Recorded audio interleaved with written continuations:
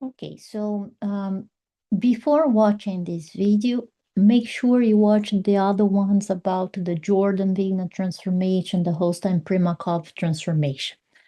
In those videos, we discussed how to distinguish the non-interacting terms in the Hamiltonian from the interacting terms in the Hamiltonian. So after that, those videos, it makes more sense now this discussion that we are going to have about the role of bases in studies of many body quantum systems, in studies of systems with many interacting particles.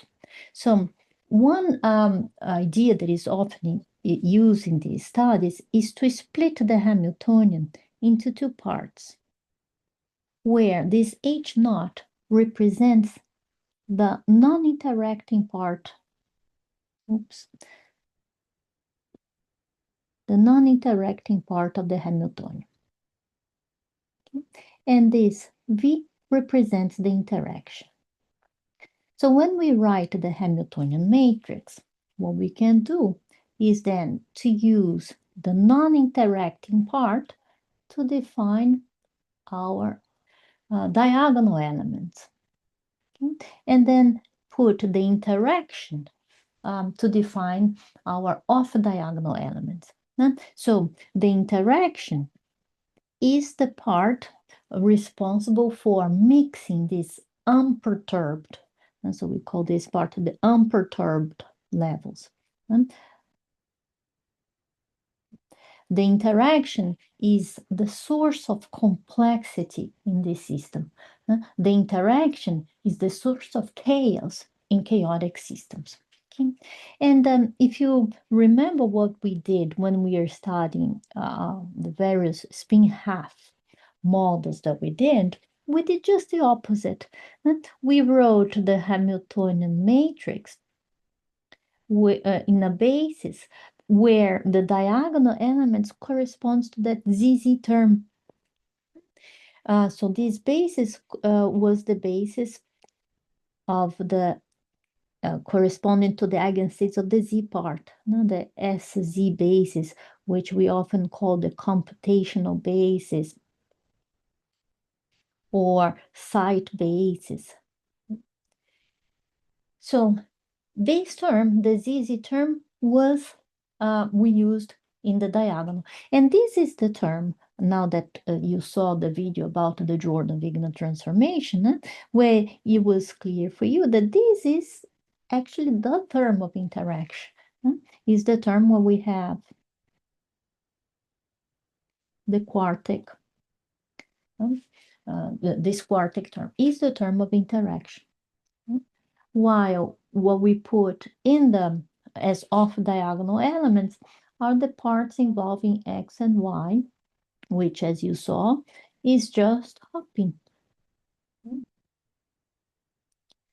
So it's a term, bilinear term, is a term of non-interaction. So we inverted what I was discussing here, where the interaction is put in the as off-diagonal elements. Okay, well, what is the issue? There is no issue. No? Basis is a matter of choice, but a proper choice of basis is made according to the questions that we are trying to ask. So this basis here is very convenient. First reason for using that. And it's a proper base if we are trying to study how much spread out, how much delocalized our eigenstates are in real space, in this configuration space. Okay. But if we are trying to study the structure of the eigenstates, what is causing the complexity of these states, what is in these eigenstates that connects us with chaos, what is the effect of interaction. So this picture is more appropriate. Okay, so let's discuss this a little bit more so you can clearly see the differences in choices of base. We already anticipated that in the assignment. Now, in the assignment, what we had a model where we had nearest neighbors, nearest neighbor coupling.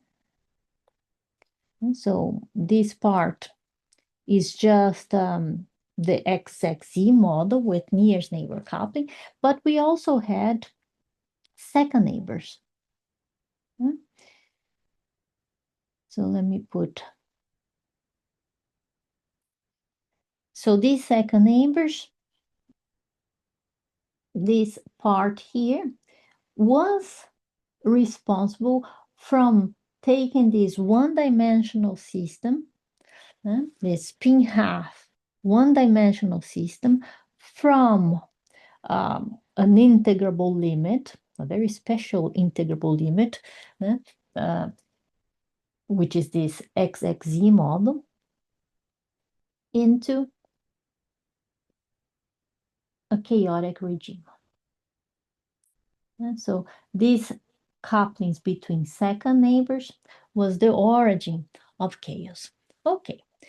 When we did the analysis of the structure of these eigenstates, we did the analysis in two different bases. Now, I asked you to do this analysis in two different bases. So let's see what your results were. So to analyze the structure of this eigenstate, we put numbers into that. We studied the participation ratio. And so these CKs are the components of each eigenstate. So I'm going to call each eigenstate alpha. Very good. So, and you looked at the participation ratio of all of the eigenstates of your system for all of the eigenvalues. And first, you did this analysis in that SZ basis, in that computational basis. And what was your result? Well, let me mark here first. This dashed line is indicating the value of the participation ratio for the eigenstates of GOE matrices.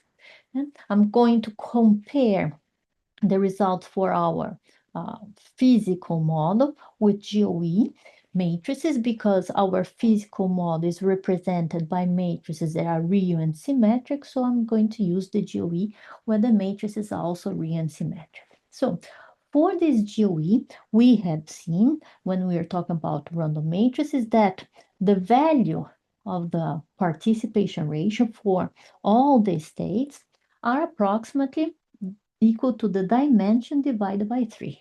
So very much delocalized. Now we said that when we are dealing with random matrices, all of the eigenstates are just random vectors. And so all of these components of the eigenstates of random matrices are just random numbers, and completely uncorrelated. And the only constraint is, of course, that of normalization. Okay, so when we studied this physical model, this spin half model with couplings between second neighbors, when we studied the participation ratio of this model in this basis, what we got is some result like this. There were, well, many states, and some of them went above the results for random matrix. So some of them were indicating participation ratio larger than what we find in random matrices. And that was a surprising result to some of you, and it was very nice to see that you were paying attention to that. So what is going on here? Well, what is going on is that these states where we are getting these large values of participation ratio, this means that these components here are actually correlated. Uncorrelation is along this line. We are going above these components, these CKs of these eigenstates here are correlated. Okay, but we are getting large values of participation ratio because these states are delocalized, but in real space. This analysis is just detecting spread in this basis, but it's not really an analysis of complexity of sources of chaos. To do this analysis of the eigenstates in connection with chaos, the best basis is not this one. The best basis is to use as basis the eigenstates of the integral part of the Hamiltonian, which happens to be the XXZ model. So if we do the analysis in this basis here, the results are different. And let's sketch what we get. So again, let's mark the value of GOE. So our dash line here indicating that dimension over 3 that we get from GOE. And now in this basis where we are using the eigenstates of the integrable part of the Hamiltonian, the eigenstates of the XXZ model with a neighboring couplings, what we get, the result is very different. We now got something like this.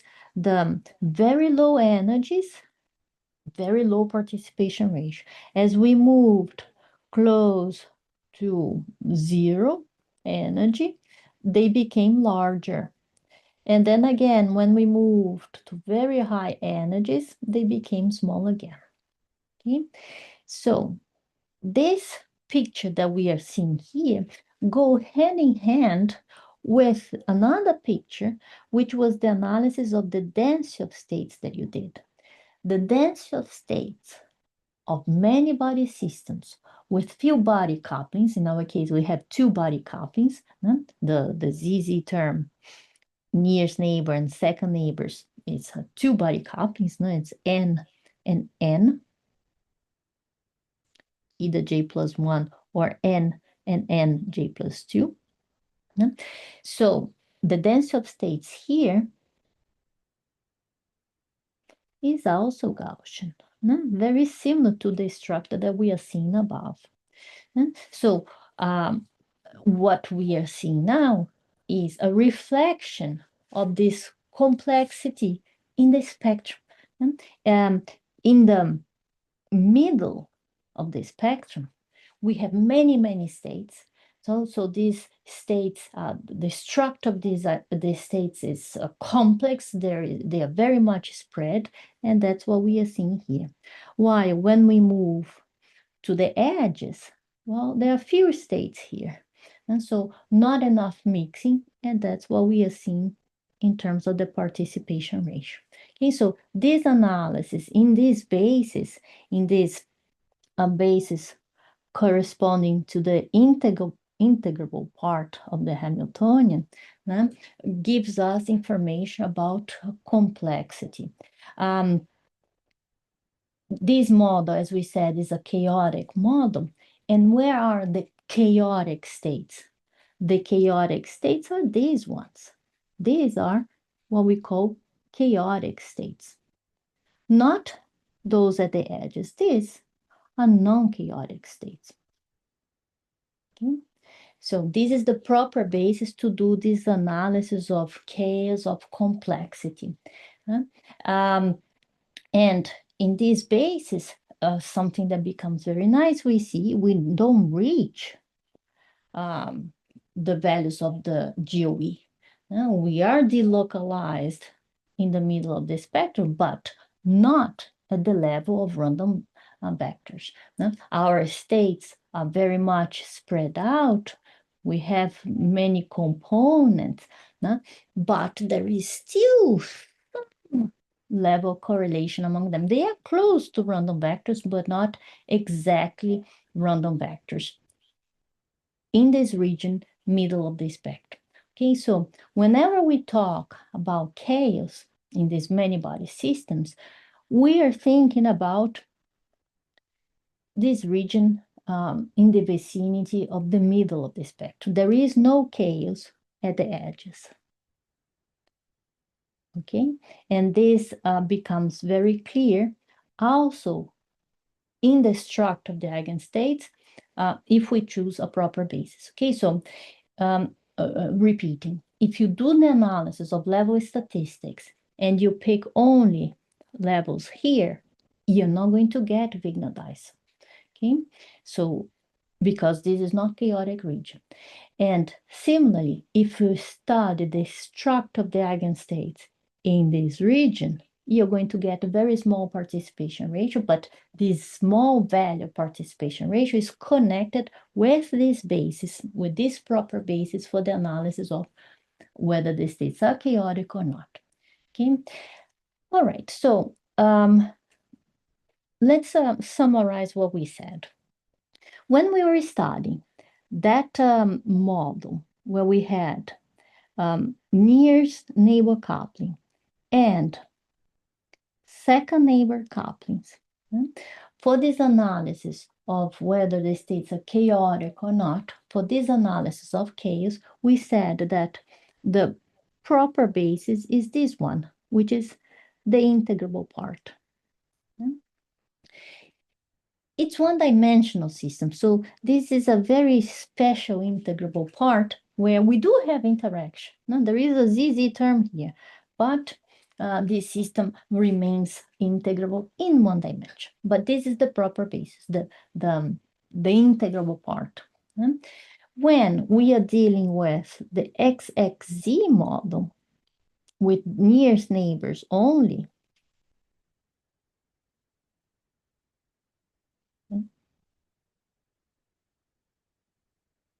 then the best basis for analyzing complexity is this one, which is the non-interacting part.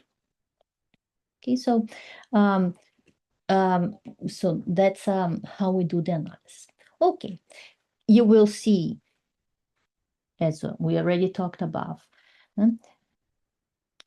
here in the case of the chaotic system, you see that behavior that does not reach the GOE, but we can have very much delocalized and complex chaotic states close to the middle of the spectrum. In this case of this integrable model, you will also have a similar structure, okay, with values below, of course, below the GOE. But in this case, where we have this integrable model, this XXZ in 1D is an integrable model, you will see that there are big fluctuations here. Okay, it follows that structure of the structure of the Gaussian density of states, but with bigger fluctuations. While in the chaotic case, the behavior is smoother, and this distinction will be very important to what we'll be talking about next, which is the discussion about thermalization in these many-body quantum systems. Okay. Now, another important thing that we are seeing in these results is this dependence on the energy. The structure of the eigenstates depend on the energy. This is also very important in the analysis that we'll be soon talking about, which is dynamics. Where do we expect the dynamics to be faster? Faster dynamics should be for states in this region, again, away from the edges of the spectrum, because that's where things get messed up. That's the region of chaos. So that's the region where the dynamics is faster. Okay, but that's the idea. Basis. The choice of basis is important. It depends a lot on the question we are asking in the problem. Okay, and that's the end of this video.